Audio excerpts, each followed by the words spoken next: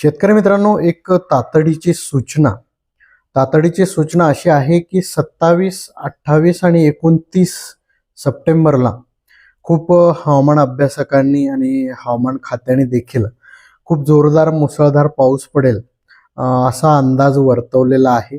त्यामुळे महाराष्ट्रातील संपूर्ण शेतकऱ्यांनी काळजी घेण्याची आवश्यकता आहे। त्याचबरोबर बरेच शेतकरी कांदा जे बियाणं आहे ते खरेदी करताय किंवा घेताय। तर शेतकरी मित्रांनो, कांदा बियाणं तुम्ही खरेदी करा, परंतु जर 27, 28 आणि 29ला खरंच मुसळधार पावसाचा अंदाज असेल आणि पाऊस जर होणार असेल तर सर्व शेतकऱ्यांना एक आवाहन करू इच्छितो की कोणत्याही शेतकऱ्यांनी रोप टाकण्याची घाई करू नये। शक्यतो रोप हे 30 किंवा 1 तारखेनंतर 1 ऑक्टोबर नंतर जर टाकलं आणि पाऊस जर उघडलेला असेल तर आपलं जे टाकलेलं रोप आहे ते वाया जाणार नाही। आणि आता जर ते रोप टाकलं तर जो होणारा धो पाऊस आहे, अतिवृष्टी आहे, त्यामुळे दबू शकतं आणि शेतकऱ्यांचं बियाण्याचं नुकसान हे होऊ शकतं।